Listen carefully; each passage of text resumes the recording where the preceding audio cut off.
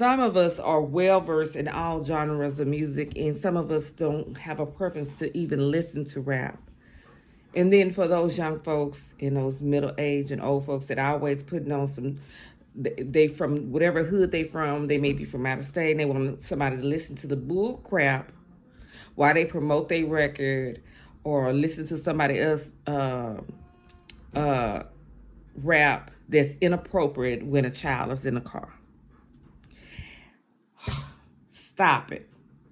You're supposed to be accommodating services in the for riders, not to impose your music. And for those, we don't even want to hear about who you voting for. Keep that shit to yourself.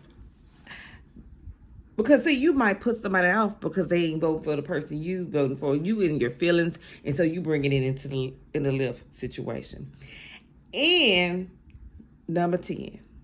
For those that's doing Uber, some but not all, they feel like you more than somebody and you automatically stereotype somebody just because the way they dress or how they look that day. Stop that. Because you could be sitting up in the presence of somebody that's a billionaire or a millionaire or an entrepreneur. They got their shit together and just don't give a fuck how they look. And let's go to number 11. See, I thought I was going to be finished with this. Let's go to number 11. Things that Uber and Lyft drivers do. Not all, but some. Not all, but some. If you know that you have a skin condition and you have bad dandruff and you know that shit is falling like you got flour flakes or crust flakes all over your back of your shirt and your clothes, front and back, do not do the Uber and Lyft. Change your shirt at least if you're going to do it. Wear a scarf or a hat. Go to your dermatologist, your doctor. Get that shit under control because that is not a good look. No one wants, they worry about what's falling off the back of your seat, what's coming off your scalp or your skin to fall on them while they sit in the back. And brush your dang teeth. If you know your breath stink, keep it closed. And just say, wave if you just want to speak. And kindness won't kill you. So it's done. If a rider come in and they say hello, it is not going to hurt you to say hello. You don't have to go in conversation. You just say hello. And then let's talk about the ones that talk too darn much. Nobody wants to hear your whole life story in the ride when you see them in their tablet, on their phone, on their computer. They're pretty much in tune to because they're trying to do some deadlines. They got some other shit on their mind and they listen to what you got going on. We're not obligated to listen to your ranting and rage or your topics. And you may be interested in something that we're doing. It's easy to say, hey, excuse me, do you mind? I overheard you. Yeah, we got some eavesdroppers. Boy, they be listening to every darn thing. Now, I'm the one, you'll find me every now and then. We'll probably get in a dispute, but we probably scare the hell out of somebody because sometimes we agree or disagree when we get in the car. And we're more emotional than anything.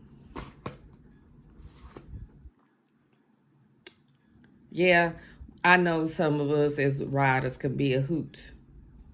We can be a hoot. Now, another thing that I came up, what you do not want to do if you're an Uber driver, Lyft driver, stop taking your homeboy, your homegirl, and having them in the car with you when somebody have paid, if they didn't pay for the ride. It's not like hearing a whole conversation and you have a minor child in the back seat and you all talking about something that's inappropriate in front of somebody's child. Y'all be doing too much. And that's against Uber agreements anyway. I don't understand. The Uber drivers they are out of control. They're not like in the beginning when it wasn't that many and everybody was on porn. They had a criteria.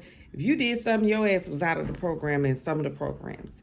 See, can't do that Amazon Flex. That bit, it got rid of you real quick.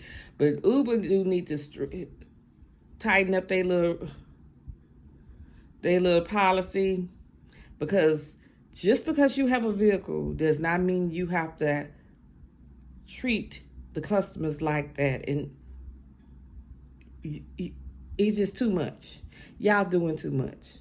And I'm sure it's more that I can find that it has occurred. Oh, yes. The one that know it all. Now, per Uber and Lyft, if you get to a detour, that's why they have a map on the system. Why are y'all not looking at y'all maps? It tells you where you're going. You're going to turn around and ask the riders, is it here? Half the time, we don't even know where we're going unless we're going home. We may know familiar places. Some of y'all don't even follow the map, and you drop people off too soon, too early.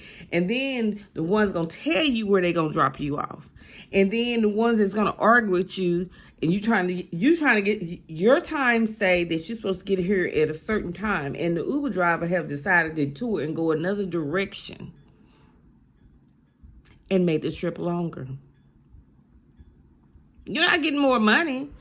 And if the riders say, hey, do a shortcut, it's evidently the person is familiar with the area and is teaching you another way. But some of y'all get out, this is what this is. And sometimes the maps are incorrect, but due to constructions. And so it can mislead you down the wrong road. And for you all, that if I say turn left and you turn right, stop Uber driving. Because evidently it's a language barrier and you're not trying to understand the riders. Some of you all is know-it-all. If I say turn right, it's quicker to get this way, you decide to turn left, or do you go around the whole block and miss the whole entrance to get you where we need to go.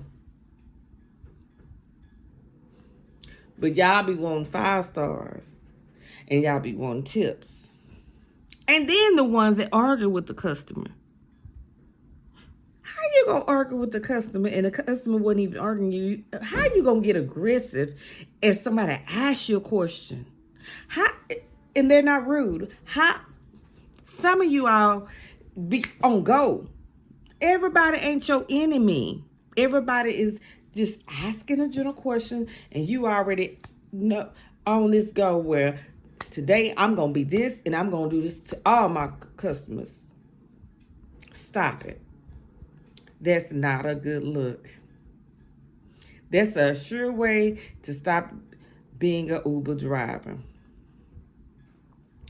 It's so many things has happened. So sometimes I don't even write your review, because I really don't want your ratings to go down, because I have a little compassion. But some of you all just needs to stop driving. And for those, oh, you thought I forgot. For those that do not have, it does not require you to speak our language. But what I do have a problem with is when you're pretending. You know, those pretendings, the ones that say they don't speak no Espanol, or they don't speak English, or they speak another language. All y'all can get it. Stop it.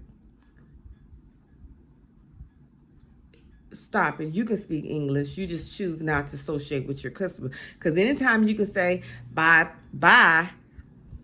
or what you say, or if you can say thank you, you can speak English. You just choosing not to communicate with the customer.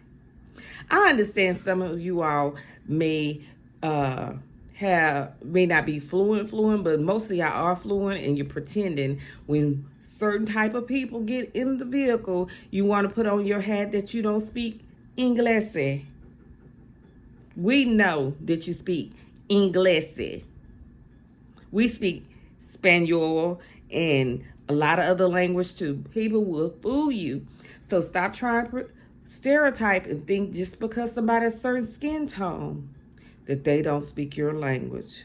Because you'll be surprised of how many people are very diverse in language. And remember, Google, they can have their mic on and listen to what you're saying. Oh, I can't forget the ones that be on the phone. That's your business, be on the phone.